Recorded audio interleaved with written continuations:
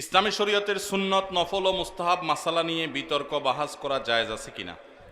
নবী সাল্লাল্লাহু আলাইহি সাল্লাম তার পরবর্তী সময়ে সাহাবাগণ কি এই সমস্ত বিষয় নিয়ে বিতর্ক বহস করেছেন কিনা?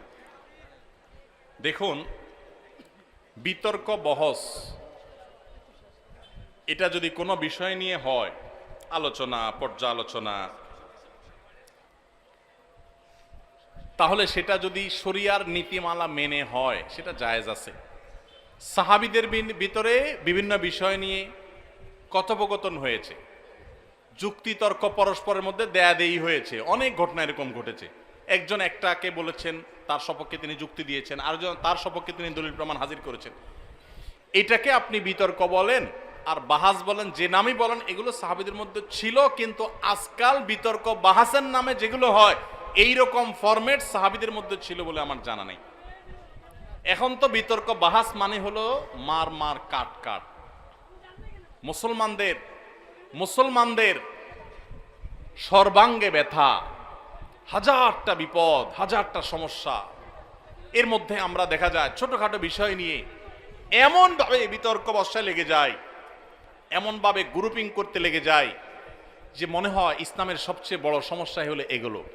এমনি তো যে কোনো মাসআলা নিয়ে আলোচনা হতে পারে, পর্যালোচনা হতে পারে, দলিল দেওয়া, পাল্টা দলিল দেওয়া হতে পারে। সেটা একটা শালীনতার মধ্যে, সেটা একটা ভদ্রতার মধ্যে, সেটা সময়, সেটা বিভিন্ন উসুল, নিয়ম নীতি এগুলো মেনে হতে পারে।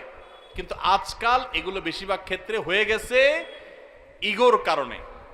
এগুলো আমাদের অনেকটা জেদ খেদের বিষয় হয়ে গেছে। এখানে হক অন্বেষণ করার চাইতে জেদ খেদটা বেশি গুরুত্বপূর্ণ হয়ে গেছে।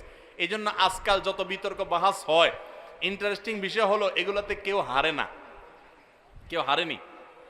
কোনো বাহাসে কেউ হারছে শুনছেন আজ পর্যন্ত? সব পক্ষই জিতে, সবাই মনে মনে খুশি।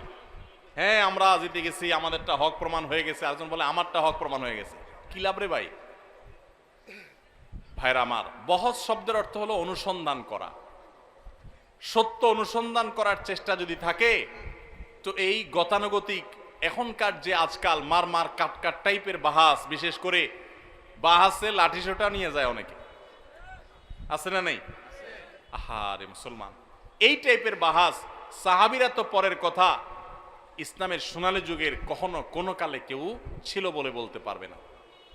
আল্লাহ তাআলা আমাদের সবাইকে ইখলাসের সাথে কোরআন হাদিস চর্চা করার তৌফিক দান করুন। কেন করছি আমি? উদ্দেশ্য কি?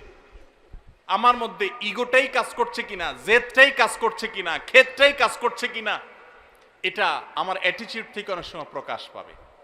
ভাইরা আমার, বিশেষ করে সোশ্যাল মিডিয়ার উন্মুক্ত প্ল্যাটফর্মে যেখানে ইসলামের শত্রুরাও আছে, সেখানে তাদের কাছে হাসির পাত্র হওয়ার মতো অনেক কাজ আমরা করছি। এই হুজুরদের বাহাস বিতর্ক নিয়ে প্রশ্ন করছেন, সেটা তো অনেক পরের ব্যাপার। আপনারা অনেকে, অর্থাৎ অনেক সাধারণ ভাই বোন যারা আছেন, গতানুগতিক আলেম না, মাদ্রাসা পড়েন নাই, আপনারা অনেকে দেখা যায় মাশাআল্লাহ সকাল বিকাল ফেসবুকে আপনারা জিহাদ করেন, আছে না নেই? এই মাসআলা নিয়ে জিহাদ, ওই মাসআলা নিয়ে জিহাদ, এই হুজুরের পক্ষের লোক ওনার পক্ষে জিহাদ করে, আরেক হুজুরের পক্ষের লোক তার পক্ষে জিহাদ করে, ওই হুজুরের পক্ষের লোক আরেক হুজুরের গোষ্ঠী উদ্ধার করে, সওয়াবের কাজ মনে করে। আছে না নাই? আল্লাহ তাআলা আমাদেরকে হেদায়েত দান করুন, বলুন আমিন। ভাইরা আমার, ডক্টর খন্দকার আব্দুল্লাহ জাহাঙ্গীর রহমতুল্লাহ আলাইহি একটা কথা বলতেন। স্যার বলতেন, দেখেন, আমরা হুজুররা গন্ডগোল করবো, এটা আমাদের ব্যাপার।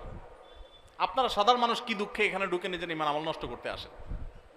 কেন কেন আপনি কোন হুজুরের পক্ষ নিয়ে এসে আরেক হুজুরের গালি দিয়ে নিজের ঈমান আমল নষ্ট করতে আসেন? কে শিখেছে আপনাকে ইসলাম? যেই হুজুরের ভক্তি আপনাকে আরেক হুজুরকে গালি দিতে শিখিয়েছে ফেসবুকে, সেই হুজুর আপনার প্রকৃত ইসলামের শিক্ষক হতে পারে না।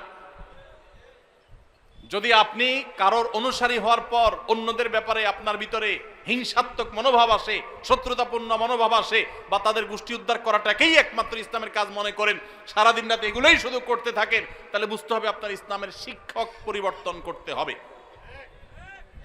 ভাইরা আমার, শত শত আগুন ইসলামের উপরে লেগে গেছে আজ, আর আমরা ব্যক্তিগত বিষয়গুলো নিয়ে আমরা একের বিরুদ্ধে অন্য কাদা ছড়াছড়ি করছি।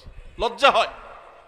মাহফিলের মঞ্চকে আমরা পরস্পর বিশুদ্ধারের জায়গা হিসাবে বানিয়ে নিয়েছি। আল্লাহ তাআলা আমাদেরকে হেদায়েত দান করুন।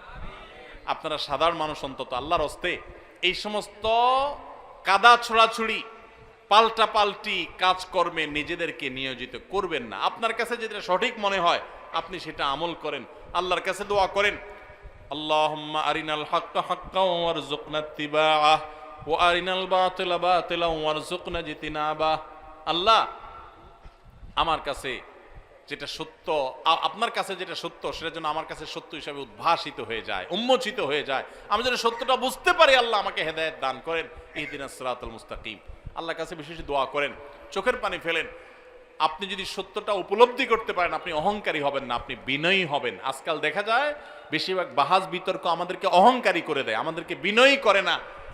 এমন বাহাস বিতর্ক আপনারা কখনো শুনছেন কিনা জানি না, আমি কখনো শুনি নাই যে বাহাস বিতর্কের পর, অর্থাৎ আমাদের সমাজে বাহাস বিতর্ক হয় সচরাচর, এগুলো কথা বলছি, যে বাহাস বিতর্কের পর কেউ না এক পক্ষ বলেছে যে যাক আলহামদুলিল্লাহ আমি আমার ভুলটা বুঝতে পেরেছি, আমি আসলে ভুলের মধ্যে ছিলাম, সরি, আমি আমার প্রতিপক্ষ ভাইয়ের কথাটা মানছি কারণ আমার কাছে সত্য মনে হয়েছে। এরকম শুনছেন কখনো? এই জন্য বলছে যে বিতর্ক বাহাসে কেউ কোনোদিন হারে না, এবং সেখানে সত্য খুব কমই জিতে, তার্কিক জিতে। যার তর্কের গলার জোর, চাপার জোর যত বেশি, বেশিরভাগ সেই জিতে। ঠিক না বে ঠিক? এগুলো নাজায়েজ আমি বলছি না, শরিয়ার গণ্ডিতে উসুল মেনে যদি হয় অবশ্যই হতে পারে, কিন্তু সেগুলোতে সৌন্দর্য থাকা উচিত। খুব দুঃখজনক বিষয়, ইসলামের গুরুত্বপূর্ণ একটা বিষয় হলো আখলাক।